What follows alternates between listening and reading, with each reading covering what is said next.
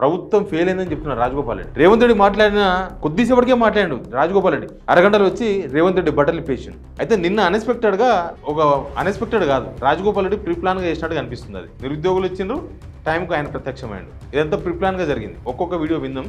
First ఈ video వినండి. 2 లక్షల ఉద్యోగాలు వస్తాయని చెప్పి గ్రూప్ 1, గ్రూప్ 2 అన్ని రకాల పరీక్షలు కూడా కాంపిటేటివ్ ఎగ్జామ్స్ పారదర్శకంగా పెట్టి మాకు న్యాయం జరుగుతుందని భావించింది.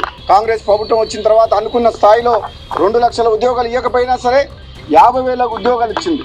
నిరుద్యోగ యువత ఈ తెలంగాణ రాష్ట్రంలో మిగతా 150,000 కూడా ఉద్యోగాలు కూడా భర్తీ చేయాలని డిమాండ్ చేస్తున్నారు. మీరు ప్రత్యేకంగా నన్ను ఆహ్వానించడం వల్ల ఈరోజు మీకు ఎట్లా అర్థం చేసుకోవాలి దీన్ని?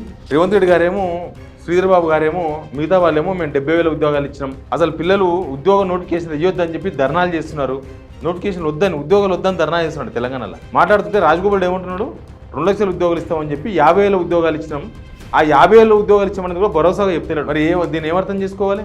రేవంత్ రెడ్డి ఫెయిల్యూర్ ఇదని చెప్తున్నాడు ఆయన. రేవంత్ రెడ్డి ఫెయిల్యూర్. ఇంకోటి ఏంటంటే ఈ అడ్మినిస్ట్రేషన్, విద్యాశాఖ మొత్తం ఆయన దగ్గరనే ఉన్నాయి, రేవంత్ దగ్గరనే ఉన్నాయి. రేవంత్ శాఖనే ఇది. మరి రేవంత్ శాఖనే ఫెయిల్ అయిపోయిందని చెప్తున్నాడు ముఖ్యమంత్రిగా.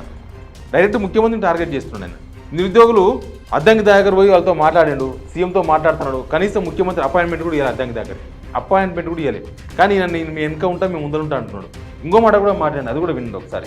యువతతో పెట్టుకున్న ప్రభుత్వం ఏది కూడా మనుగడ సాధించలేదు. నిన్న మొన్న నేపాల్ దేశంలో ఒక అవినీతి రహిత ప్రభుత్వాన్ని తీసేందుకు యువకులు పోషించిన పాత్ర మీరందరూ కళ్ళతో చూసింది, ప్రపంచం చూసింది.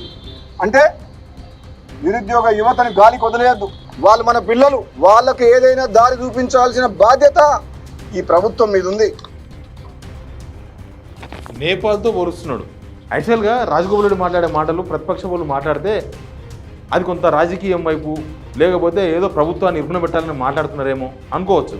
కానీ సొంత పార్టీ ఎమ్మెల్యే నేపాల్లో జరిగిన సంఘటన గుర్తుపెడుతున్నాడు. అంటే ఇక్కడ కూడా అట్లాంటి సంఘటనలు జరుగుతాయి, మీరు అనవసరంగా విద్యార్థులు రెచ్చగొడుతున్నారు. అసలు ఇప్పుడు ఆయన ముఖ్యమంత్రి పరువే కాదు, ప్రభుత్వం పరువు కూడా తీస్తున్నాడు. ప్రభుత్వం ఫెయిల్ అయిందని చెప్తున్నాడు రాజగోపాల్ రెడ్డి.